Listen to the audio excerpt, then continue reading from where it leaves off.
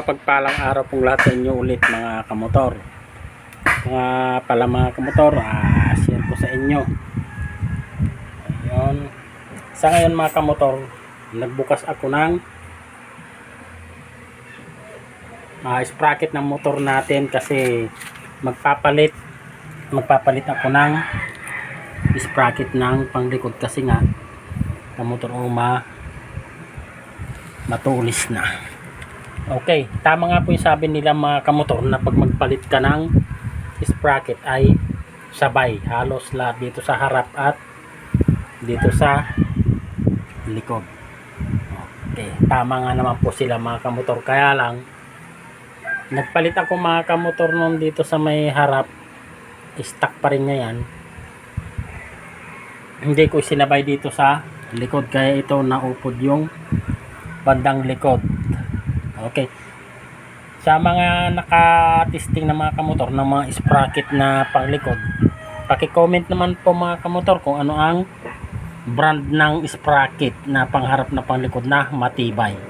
Kasi halos wala tayong matagpuan mga kamotor na medyo matigas na sprocket, kaya isang taon pa lang mahigit, single pa yan mga kamotor ay nauupod kaagad.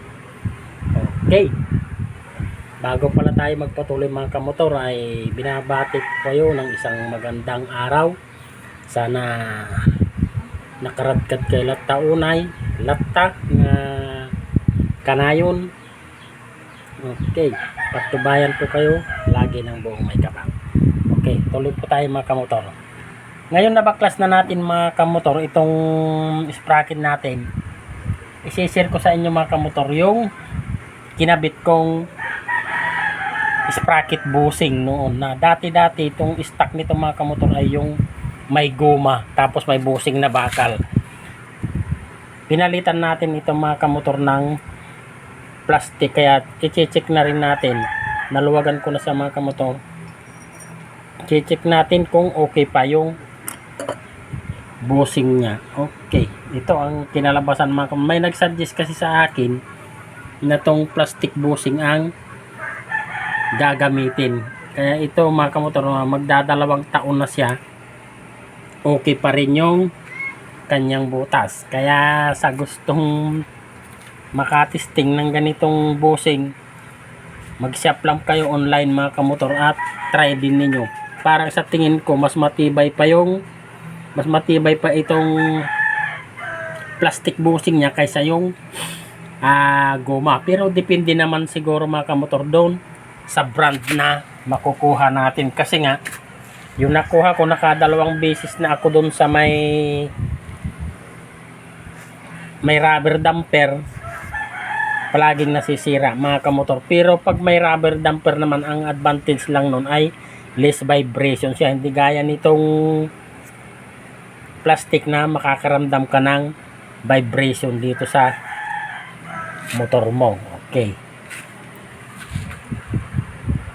sa mga nakapanood po ng video ko nung una, matatandaan po ninyo itong pagkalagay ko ng bushing nito, halos magdadalawang taon na yun o higit isang taon na mga kamotor.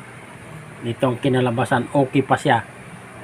Sa bagay single naman ito mga kamotor, iwan ko lang dun sa pag may sidecar na siya kung tatagal ba itong plastic bushing na ito o hindi. Okay mga kamotor, yan, share ko na rin sa inyo itong niribanding kong brake shoe natin. Napakatagal na ito mga kamotor. Okay, kaya mas matibay pa rin o mas matigas yung niribanding natin kaysa yung mga ready-made na mga nabibili natin brake shoe. Ayan siya mga kamotor, napaka kapal pa niya. Excuse. Okay mga kamotor, wala pong maisishare ko sa araw na ito, at God bless po muli sa inyong lahat. Pasensya na po kayo kasi nga medyo namamalat-malat po ang boses po natin sa araw na ito. God bless po muli sa inyong lahat at maraming salamat po sa inyo. Walang sawang manood.